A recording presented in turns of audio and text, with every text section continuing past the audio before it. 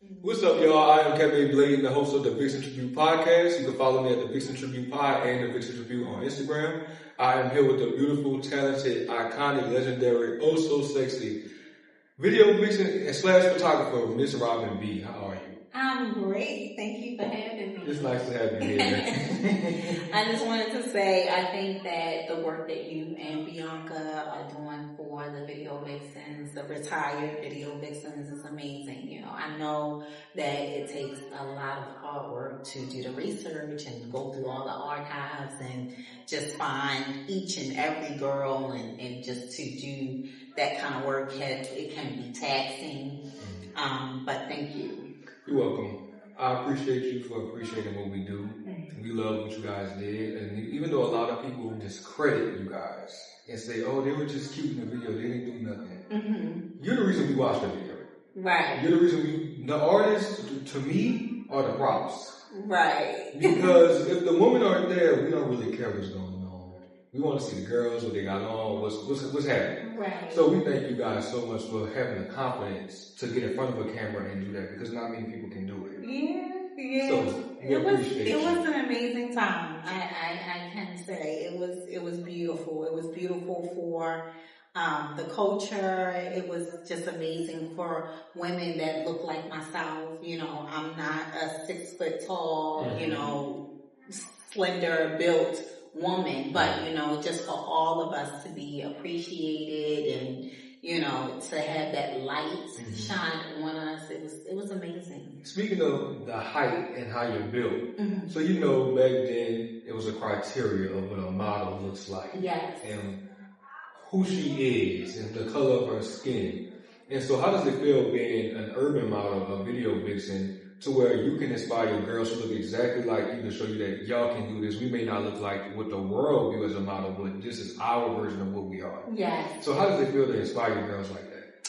It feels good. It feels good to inspire and just uplift, you know, and to empower girls in any way. Like, I feel like, you know, confidence is something that's not deposited a lot into Black women and just, you know, women in general, outside of, you know, this skin color. Yeah. So, you know, just to, you know, be wanted and recognized and just, you know, for people to want to include us in those kind of spaces, I think it's amazing, you know, and I think that anytime you can shed light on a Black beauty, right? You know, I just think it's just really needed, you know. And Black women are beautiful. The most beautiful women in the world are Black women. We are. So once again, we commend you and appreciate you for giving girls who look like you a voice and a picture of what they can do. And you know, guys will always appreciate you because looking good. Of course. Black men love her. Yes. So, you are from Baltimore, Maryland. I am. How was it like growing up in Baltimore? Oh my God. Baltimore. Okay, so Baltimore is a very cultured, driven place. It's a very artsy place. You know, you can really find yourself as an artist there. But it was very violent. It was rough. You know, you would have friends that would be here, and then, you know, you wake up the next morning and you get a call that they're no longer with us, you know, and that is what prompted me to actually move from Baltimore to Miami. You know, one of my best friends, she was murdered in a car. Sorry for your loss. Thank you. She was murdered with her boyfriend in the car, and you know, it broke my heart. And I said, you know, I can't do this. There's something else out there, and I gotta find it. And you found it. I found it. You found it. I found it. Looking back at you making such a bold move to reroute your life from Baltimore to Miami, a spontaneous move at that, because you're leaving home where you're comfortable. But we can't grow unless we put ourselves in uncomfortable situations. So, being that you've done that, you touched down in Miami. What is younger Robin doing to make weight? Oh my God, so younger Robin. first of all, I was a makeup artist. I worked in corporate. I had a corporate job, and then I also worked as a makeup artist. I worked at the Met Counter for years. And when I moved to Miami, I took that skill and I applied it here, what other place everyone wants their makeup done. Everyone, there was always something going on behind set, on set.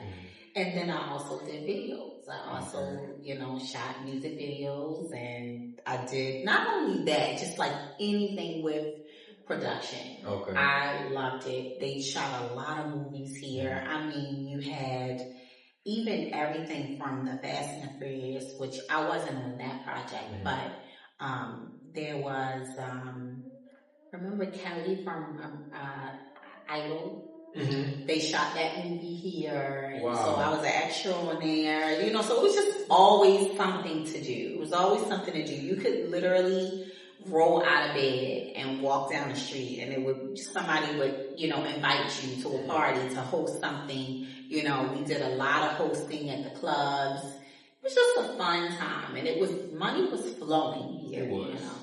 And it was that time you couldn't do anything without it being in Miami. The film industry, Miami ruled the film industry. Everything was here.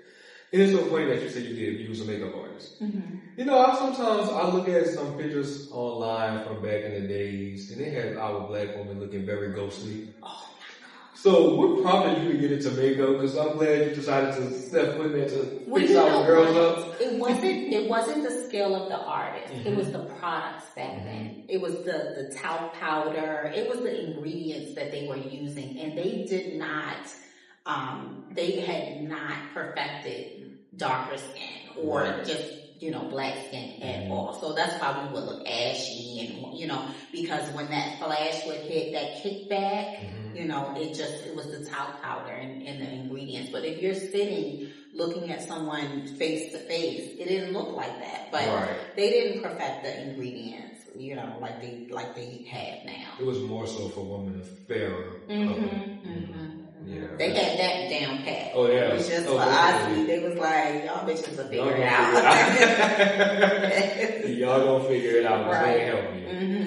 And that y'all did. That. Because black women look damn good when they get beat up. Yeah. With the makeup. Yes. So, you started doing music videos. Your first video, from my understanding, was a Ludacris video. It was, but I cannot remember the name of it for the life of me because it's something that happened, and a lot of these videos, I forgot, it's a blur. But yes, that was my first. It was a Ludacris video, and we shot that in like a strip club. And I remember, I just remember Jessica was in it with me, but that was it. That was pretty fun. Then my second video was like a big video for me. It was Joe Budden, Pump It Up. Pump it up, y'all. Pump it up. That was a good one. Yeah. So you're doing a little acting in that video. You got the scary movie, the grudge kind of ring thing. It was like The Ring, and Joe was like the coming out of the TV and all that other stuff. Yeah. And that was a good scene. I like the videos where like it's fun. It don't look like work. You had Nika J with you and Liza Rivera. Y'all all three in that scene together. I think that was really hot. I love when I can see the girls come together in the scene. Yeah. And then it was like a basketball court. It was a basketball court. For the most part of that scene, I sat down a lot. They were like shooting Joe a lot in that scene, and I just remember them saying, "Okay, we're ready for you," and I just got up and just walked by, and that was it. So it was a lot of hurry up and wait kind of stuff.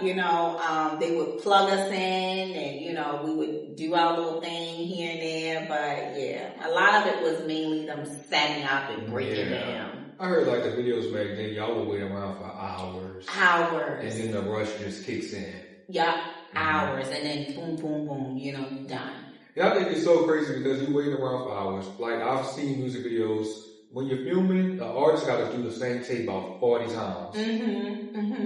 Stand up, sit down, different angles, over and over and over again. Yeah. So you waiting hours around, and you're just the eye candy, the video vixen.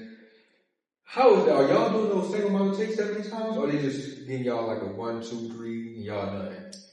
I think I remember, it was like a 1, 2, 3, or it was like, let's do that take again. Or they'll swap out, like some girls would look better on one side, or one girl would catch a light better, so they would do different interchanges. They would swap one girl out, put another girl in, swap, you know. So they would do a lot of that stuff, you know.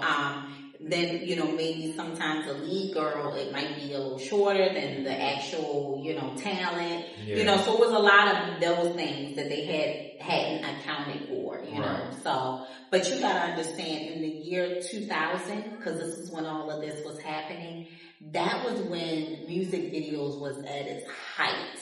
It was like at its, you know, height, but a lot of the technology and things hadn't caught up to the advancement back then, you know. So it was a lot of setting up. The key grip was, you know, it would take them hours just to set up for one 30-second scene, you know. So that was a lot of the wait around, you know, but they needed us readily accessible, you know. So we had to just sit there and wait. It was a part of the job. Right. So with hair and makeup, how long would y'all be in the hair and makeup trailer? Hours. I mean, hours. At least 2 hours. At least 2 hours. And y'all are getting... is there multiple hair and makeup artists, or it's just one? It was always more than like 3. Okay. But for me, I would always come, honestly, I would come with my hair already how I wanted my hair. And I would come with like just a little bit of makeup, you know, but they would always wipe my makeup off and do it over. But I would always have my hair bag, my makeup bag, because some people will fuck you up, you know, and I just never, yes, I would never like want to be without like my hair looking a certain way and, you know, my makeup not being to how I like it, but yeah, I would always come prepared with like my I think that's smart to come prepared because, like you said, some people will fuck you up. And you have a hairstyle that you ain't even feeling when you could have just got the shit done. And that's smart. And some people don't know how to do hair. Right. They'll say, oh, yeah, we could hair. And then you looking like, what the fuck did I get myself in? Exactly. Yeah. Exactly. Ain't having it. No. So, from Joe Budden, you fly to Chicago. Now you're in the 70s pimp party with Nick Cannon in the Gigolo video. Oh, my God. What was working with Nick Cannon like? You know, it's so funny because when I think about it, I work with a lot of newcomers. So, a lot of, this was like their first video or like their first single or it was a first of something. So, you know, you always get that humble side of the artist that they are still sitting there like, oh my God, I can't believe this is happening. So you're like experiencing that with them. So you're not reaching like that ego and all that stuff. So, I mean, I remember working with Nick Cannon. He was pretty cool. You know, he was a cool guy back then. Right. R. Kelly was also in that video. Did you have any interaction with R. Kelly? No, it's so crazy. No, and you know what's funny? I was in one of R. Kelly's videos. I can't remember which one it was. I think it was, what was it back then? It was... We had like Step in the Name of Love, not Happy People. It wasn't that, but it was Shot Ignition. It was Ignition. I was in Ignition, yeah. That was fun. That was a lot of fun. That was an all-nighter. That was like ridiculous. That was a hot video too. You know, yeah, that was a hot video. So yeah, I was in that one. Yeah, I was in a couple of R. Kelly videos to be honest with you, but no, I've never seen any weird stuff. I mean, you know, so I have seen some weird stuff, but not anything from him. Who is it? Then you avoided that, and it never came your way. So that's good because we know how that ends out. Yes. So from there, you hop in like this really huge video in Miami. It wins a Grammy. It tops the Billboard charts. It's on the Bad Boy 2 soundtrack. P. Diddy, Murphy Lee, and Nelly Shake Your Tail Feather. We see girls like you, Lisa Marie, Esther Baxter, Vita Guerra. All of y'all in this video. It's this star-studded. Nicole Rega is in the video. What was that like? Snagging that one, because that was a big one. I was surprised, to be honest with you, because back then, a lot of people don't like to talk about this, but you know, there was a lot of colorism back then. It was, if you're not light bright, so I was shocked when I got the call, but they needed, you have artists that have different tastes, you have artists that have different preferences, and some of the artists, it was a lot of guys on there. It was Nelly, Puppy, Murphy Lee, so you have some artists that want specifics, but I do know that if it didn't get approved by Puppy, he wasn't on there. He wasn't on that set. Yeah. That was like a Bad Boy collaboration. It was. So I know he had some so he had to approve it. Mm-hmm. So yeah, that was a big one. What is going through younger Robin's head? Because now you're knocking these videos out. You're on MTV, BET, VH1. People are seeing you now in these videos. So how is it like going in public?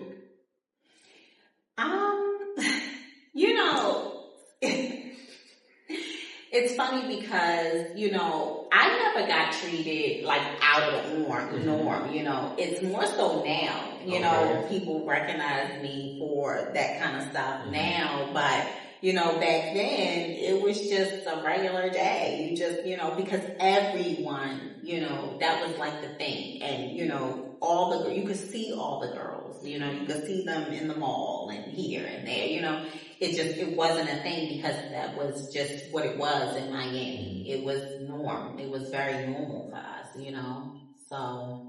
What was your family's reaction when the first time they saw you in the video? Oh my God. My sisters, they would go ballistic. I think they were just really very excited for me at the time. I think they were, proud, just to see me living my dream at the time and my best life. And, I set out to do just that. And that's what I did. What was mom's reaction? Well, back then, my mom, she passed away when I was 19. So she didn't get to see it. But my dad, he saw a lot of it. Sorry for your loss with your mom. Thank you. Okay, so your dad, so what did dad say? My dad is so proud of me. I know that's right, Dad. Like, he's just a proud dad, He's just one of those dads that anything we do, he's just gonna be, supportive. I was like, y'all saw my daughter in that video? That's good, because, sometimes dads are very protective, like, you shouldn't be doing this. He is, like, super cool. That's good. That's nice to know you had that support. Yeah. So, 2004, you get into, I believe it was your first magazine feature for Black Men Magazine. And... Oh, child, I don't know the dates. It's definitely the 2004 issue. It had some good looks in there. And I'm like, I want to pick your brain. How was it shooting for magazines? Or was that like your thing? Did you enjoy the shoots? Well, back then I did. Back then, who dominated the magazine world, it was Black Men's. And it was amazing shooting with Black Men's because you had Marcus Blasingame, who was the creative director. He was the stylist, and back then he would pull some really amazing pieces. Impeccable taste. I mean, I used to be like, okay, you the stylist, and so you think all these different things, but he was so talented, and then they had the best photographer, Robert Fine, back then, he was so good with the lighting and all that stuff. So back then it was just such an amazing era to be a part of. And with that, like, how was the party hosting? Because I'm sure you're knocking these videos out, you're getting in the magazines. I know the party hostings are coming through the roof. Oh my gosh, you gotta understand, I'm in my 20s, and you get to show up, stand on the couch, and everybody, it was just an amazing experience. It was an amazing experience. It was an amazing time.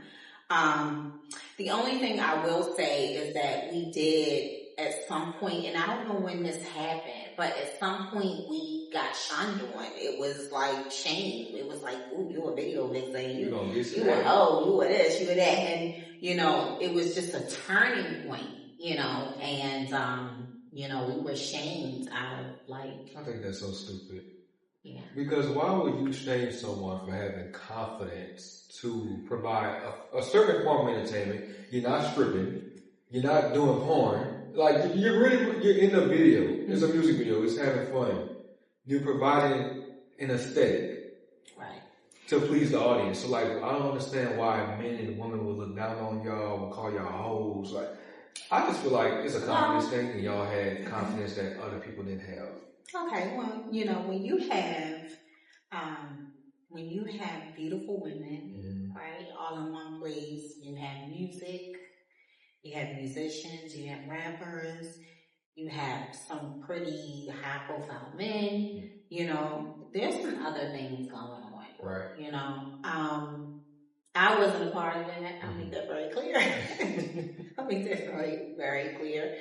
But there was a lot of, you know, things going on. There was a lot of, you know, sexual energy. Right. You know, when you know, you're in these clubs, you're around people for hours and hours, and, you know, this person look good, that person look, you know, it just, you know, there wasn't a lot of control. Right. You know, if you will. So, I think that with that, and, you know, with the whistleblower that we had back then, you know, it just shed a light, and then it just, everyone was perceived to be doing the same thing. It's sad. Mm-hmm.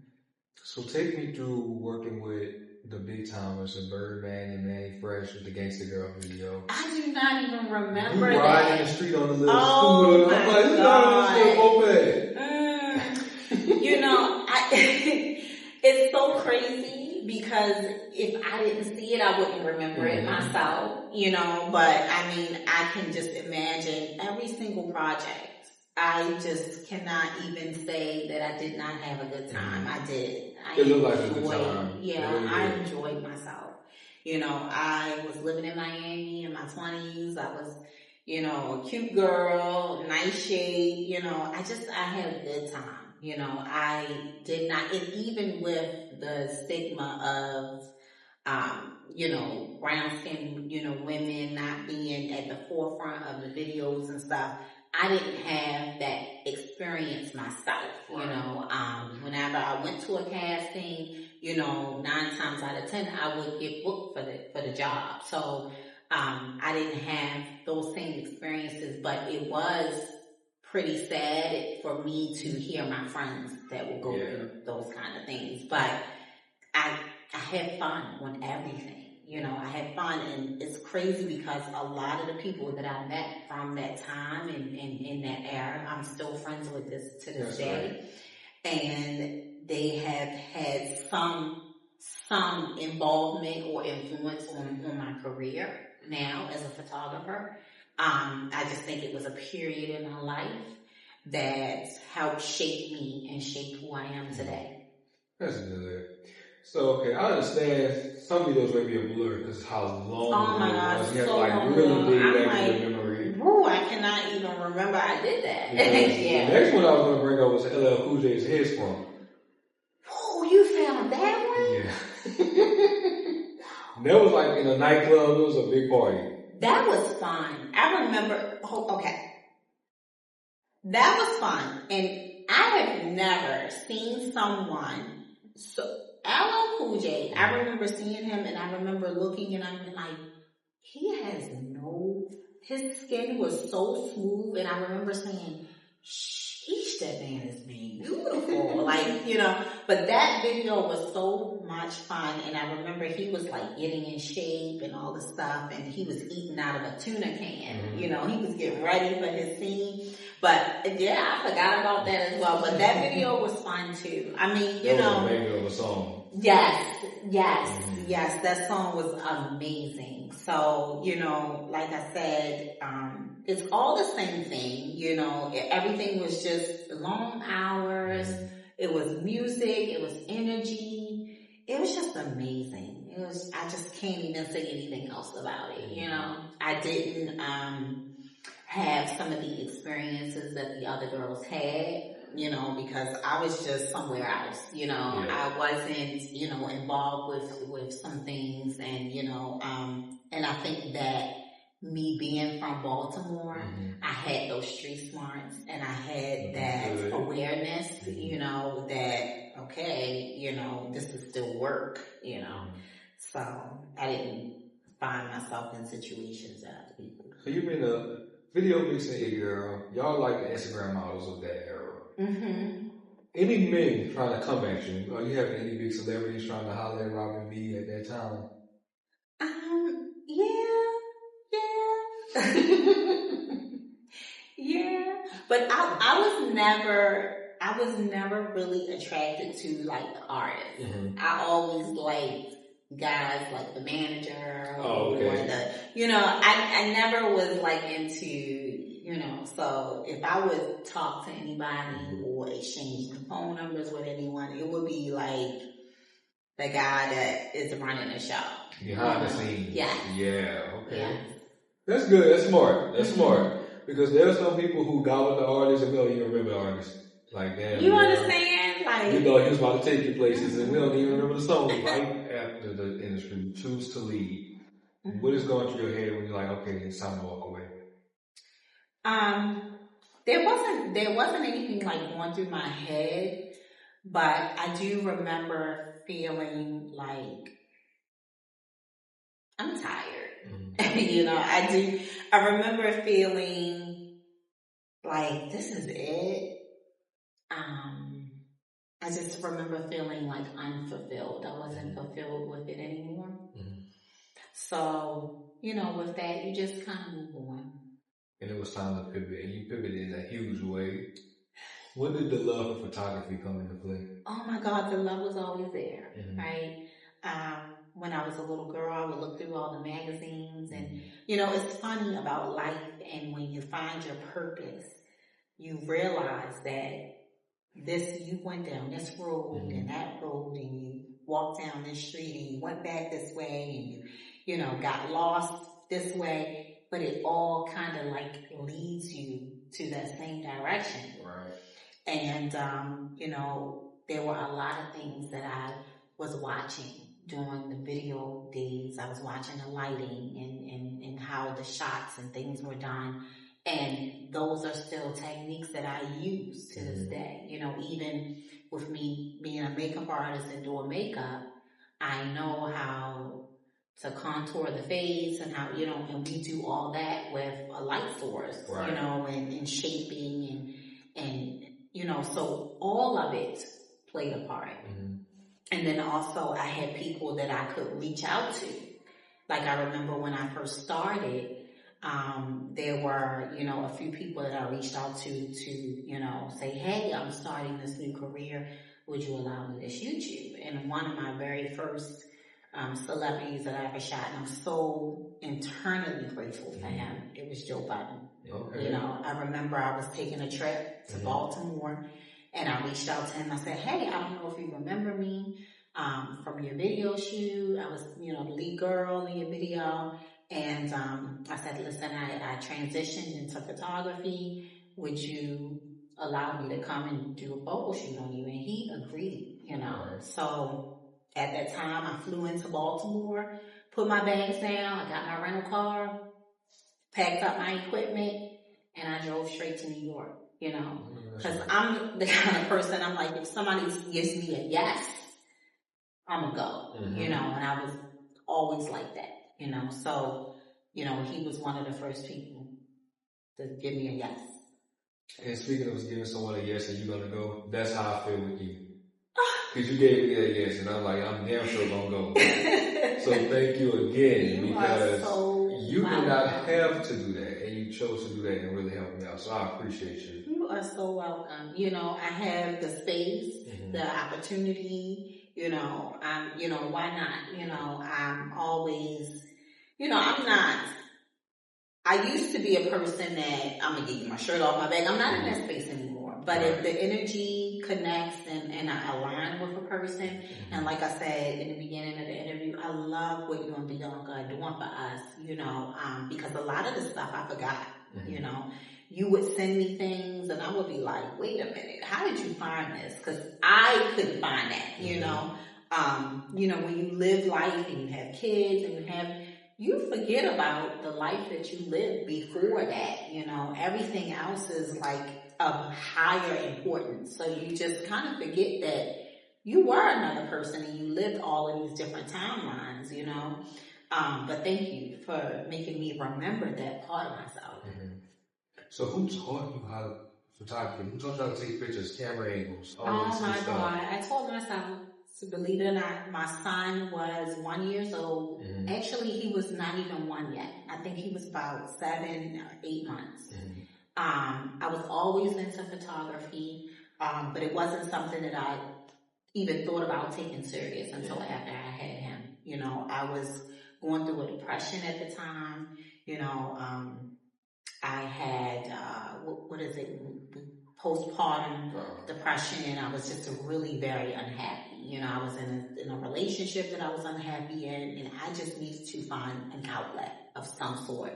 I started to photograph my son, and after photographing him, I went around into the building and I started photographing all the other young moms in the building, and it just kind of snowballed from there. You know, I remembered all my connections back in, you know, double XL days, and, you know, so I just started reaching out to people. You know, I reached out to Erica Nina. She was doing her thing back then.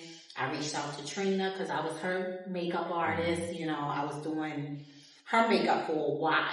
You know, that she was my, you know, that was my money at the time when I was making my transition from video vixen girl to, you know, just trying to figure it out. So she was always really very supportive, you know, and she allowed me to shoot her.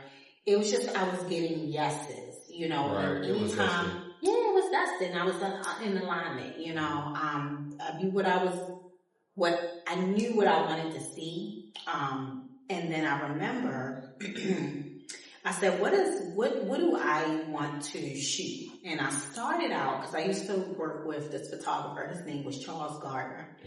And he shot a lot of like the It Girls, I want to say these are now, the girls that he was shooting, they are now the Instagram girls, right? And it was a lot of the same stuff. Kind of gave you that video vixen feel, but this time it's a little bit different. It feels, it's, you know, the girls are, you know, showing their backside and things like that. And I was like, you know, I was a part of this world for so long that I can't repeat this. You know, I want something different. I want to produce something new. And I said, I'm going to shoot women, specifically black women, like they wanted the cover photo. And I sought out and I taught myself how to do that, you know, and that's nothing. You know, I want my clients, you know, and the people that come to me for my services, is particularly women. I mean, I do shoot men. I love shooting guys. But women specifically, it is very important to me to shoot them at the highest level possible, you know, with clothes on, you know, and still make them look beautiful. And they do. Thank you. You do a very good job. Thank you. Thank you. I think it takes enough talent to teach yourself all of this stuff about photography, because I even tried to take a dab in photography and I had time before I started. It was hard. It was. I had a 2-bedroom apartment. I remember this. This is what I do remember. And I would put my son to sleep, and I would stay up all night searching for information. And back then, it wasn't a lot online. You know, you had YouTube, but YouTube was still new. You know, you had, you know, I would go to Barnes and Nobles, and this was when Amazon was a bookstore. I would order my books, you know, my research and all this stuff from Amazon, and I would just go through all the books and read about lighting and different modifiers and light sources, and then I had to also teach myself how to file the stuff and do post work and Photoshop and all of these things. And I was so dedicated. I was so excited. I stumbled across something that made me just as excited as doing a music video, you know, and when I get excited about something, I just dive right in, you know, and, I just encompassed myself with learning this new craft. So you have shot regular people, you shot famous people, you shot for magazines. What was that one photography project where Robin, you was like, I made it? oh my gosh, I wish I was like that. I wish, and I don't know if that's a part of me that is not living in the moment, or am I living in the moment, or do I just not even, but I wish I was like that, because all of my projects feel the same to me. Everything, if I shoot a woman with her 2 children, or if I shoot Beyonce, I'm gonna feel the same way about it, because it's my work, it's my work. It's what I'm passionate about. It's what I love to do every single day. It's what I love to do. So it's not that anything is more important than the next. Right. If that makes sense. It makes sense. I got you. Because you have done some amazing work for like a lot of different brands and companies. I'm like, it gotta be one thing that just stuck out to her. But all your work is phenomenal. So everything really stands out at the end of the day. Thank you. I can say that one project that really, just like I came to tears, and it was only because I am a huge fan of hers, and it was Deborah Cox. Oh. But it wasn't just her. It was the elements. It was the team that I was working with. It was so many different things, but I've had so many other shoots since then that I'm so excited about. But I think with Deborah, I remember listening to her music a lot as a young child, and just saying to myself, wow,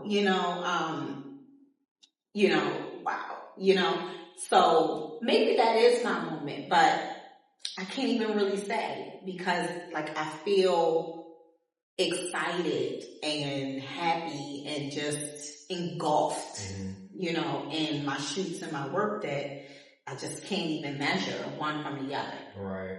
And I have seen some of your clients speak very highly of you, how you make them feel comfortable. You bring out a beauty in them that they don't even know they have. Mm-hmm. You know how to really make them feel at home with you. You have a very beautiful aura. Mm-hmm. And not every photographer is like that, because there are some photographers out there that fuck you up. I hear it all the time, and I'm like, what? I'm sorry for people who have bad experiences like that, but I'm a people's person. I'm a people's person, and I'm a girl's girl. I've always been a girl's girl, and I don't know if that's because I was raised by a single mom, or if I have my sisters who I'm very close with. I don't know, but I know that empowering people, and maybe that is what, sometimes your trauma is what, pulls you to do certain things, so maybe it's what I've experienced, and I don't want other people to experience that. Because when I was coming up and I was modeling, I was violated by photographers, or in a space where I felt uncomfortable, or, I was asked to pose in a way where, you're like, kind of like, you're like, okay, this person is an expert, and this person has, authority because they have a camera in my face, and, you just, so maybe it's those things that make me feel like I don't want a person to ever feel uncomfortable, or, away, because having a camera in your face is a daunting thing for some people, so you have to, it's a talent to make people feel so comfortable that they don't even realize that, they're in this process. Mm-hmm. Because like I was saying, some photographers will fuck you up, hair sticking up, you might have some shit in your teeth, your shirt came undone, and they just snap it away, like, and you get the pictures like, you ain't tell me all this shit was going on. I know it, because remember I said before, I don't really let people shoot me, because I have those same experiences. I remember I was working on a project, and I was shooting some video content from my studio space, See and Believe Studio. Mm-hmm. And I got all of the footage back, and my eyelash was hanging off throughout the whole everything. And they're not saying nothing. Nothing. So I just don't.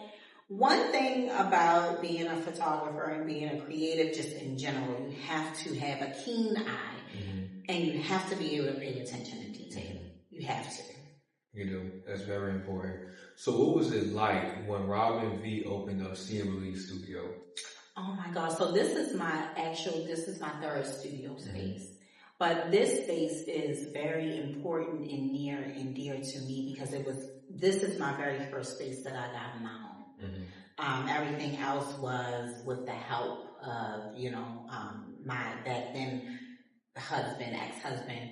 And it's just amazing for me to come out of that situation and be able to get something on my own. Right. And stand on my own. That's good as a woman. Because they love to think women can't do nothing without the man. You need that male counterpart to succeed in life. Yes. It's funny, because I feel that we all need each other. Women, you do need the male, the masculine energy, and they need our feminine energy. It's a balance, but it's that needing without the control. Right. So I commend you for getting this all on your own. Thank you. You made it happen. It's a boss move. And I'm sure that inspires other women to see that, like, I can do this too. Yes. That's good. Yes. I commend you again because you make it happen. Thank you. So what is mom life like? Because your kids are a lot older now, so how is it now? Oh my gosh, they're older, so it's different now. When they were younger, they needed more. Now they're like really very independent. They're just doing their own thing. My daughter, she's 10. My son, he's 15. He's working a job. It's just now we're settled into our routine. It's school, homework, the weekends. We'll do things on the weekends, but they're older now. So, and thank God I haven't reached the point of a little bit with my son, those teenage, years or whatever. My daughter, she's still really very young. But, I haven't reached that point in motherhood where I'm pulling my hair out just yet. It's coming. Sure it's right around. Well, I hope and pray that it doesn't, but with kids, anything happens, It's around the corner. Prepare yourself. You're gonna be scalped. So, looking back at your life and all the avenues and routes you have took, all the obstacles that came your way you then overcame, what would you tell younger Robin right now if she was standing right in front of you? I would tell her so many things.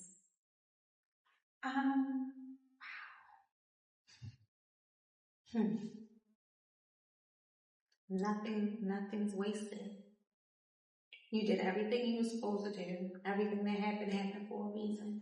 And nothing is wasted. You are right where you were supposed to be. Everything led you to this point. I love it. I think that's some good words to tell her. And I'm sure she might have never known this was what she was going to be. No. Never. That girl who hopped on the train from Baltimore that came to Miami became this woman that's sitting right in front of me. And you would have never thought she was going to be that way. Yeah. And she became that way. Yeah. You did an amazing job. Thank you. And before I let you go, I have 2 good questions for you. Okay. You're from Baltimore. The questions, so many. Y'all, she's from Baltimore. Can Robin V fight? Oh my God, I can throw hands. I really, honestly,